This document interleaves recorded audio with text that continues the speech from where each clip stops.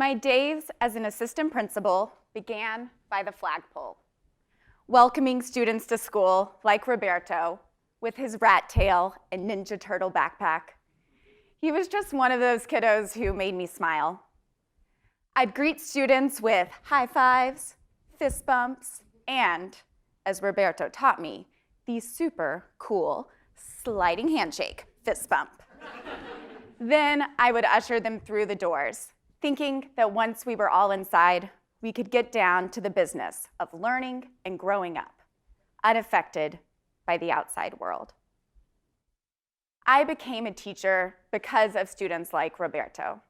I knew that education could open doors.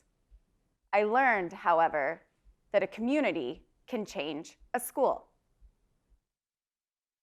Today, I want to introduce you to Mitchell Middle School. I want to introduce you to Mitchell because it introduced me to challenges I still grapple with. It transformed my understanding of community and education. To get to Mitchell, you go to the trendiest neighborhood in town, then head just 4 blocks to the east. The spin studios and breweries quickly shift to small homes, vacant lots, and the Dollar Tree. Inside the building, our students, like most teenagers, grappled with their first essay, sang Selena Gomez at break. Outside the school, they helped care for little siblings, worried about the deportation of a family member, struggled sometimes to find food in an area with no grocery store. My kids carried trauma and uncertainties with them that I, the adult, had never known. Mitchell taught me that the brick walls of a school building do not make a fortress. Schools and their surrounding communities are constantly shaping and being shaped by one another. With Mitchell as our model, let's zoom out.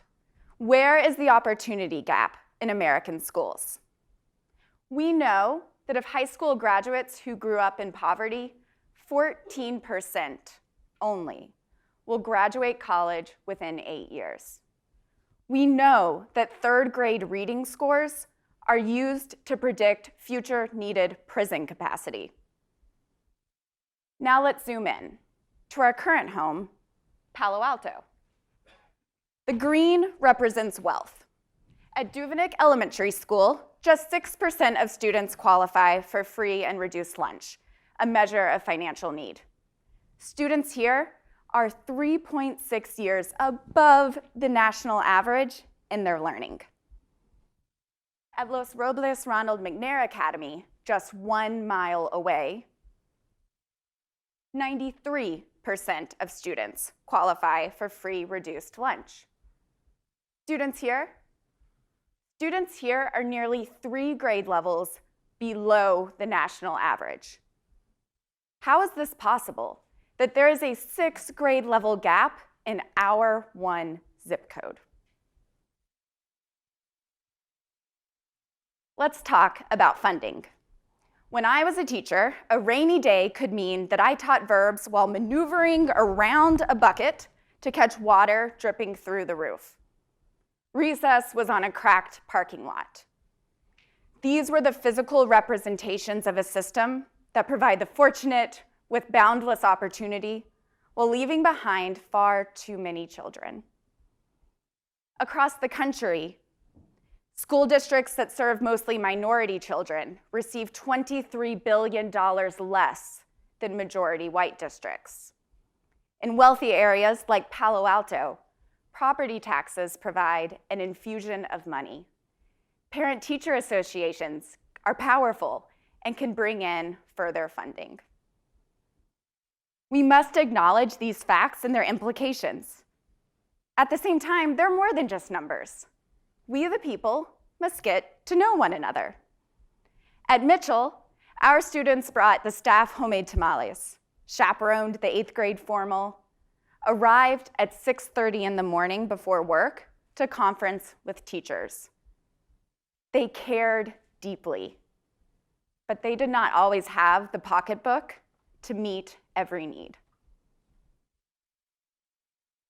Our time for school is ending soon, but our connection to schools is not. Today's students are your future colleagues, employees, and fellow voters. The issues in public education are, yes, messy and bureaucratic. I cannot say they are easy to fix. I can say they are not permanent. Too often, glitzy innovations like a new education technology tool dominate our attention. These ideas are great and they can help, but the first step is far simpler and rooted in our daily lives. Figure out how you connect to the community around you and respond.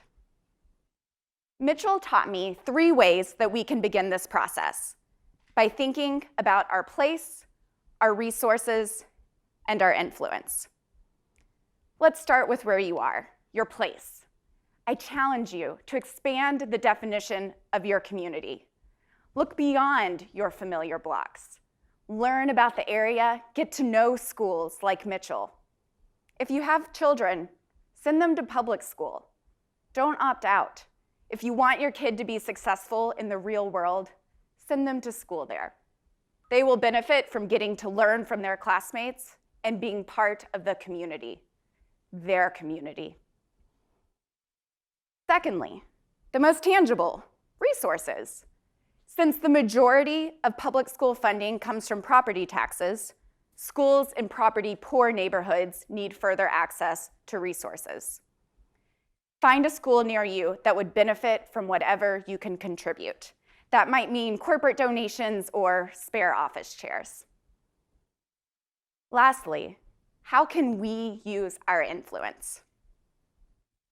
The good news is that education is a unicorn, one of those rare areas where members of both political parties can find agreement.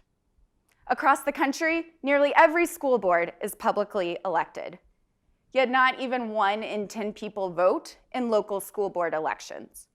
Participate to support candidates who extend equitable funding to schools and programs.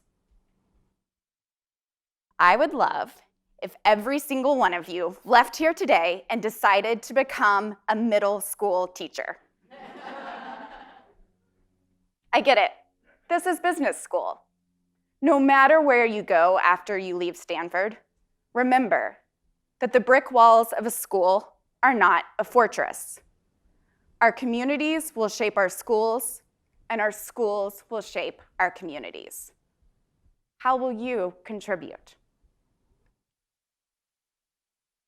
Roberto is now in 8th grade. I do not know how his story will unfold. I do know the statistics tell me he has a 60% chance of graduating high school. He is more likely to become incarcerated than to graduate from college. But I have hope for Roberto. I have hope because of students like Michael. Michael was in my first year teaching. He was one of those kids who carried a second-hand briefcase to school in 6th grade. Fortunately, Michael was accepted to a local scholarship and mentorship program that supported him through high school. Michael is now a freshman at Brown, majoring in neuroscience and education, because, as Michael told me, he wants to return and give back to his community. Michael is the young man he is today because of his hard work, personal gifts, and the support of a community that carried him forward. With our collective efforts, let's make students like Michael no longer the exception. Thank you.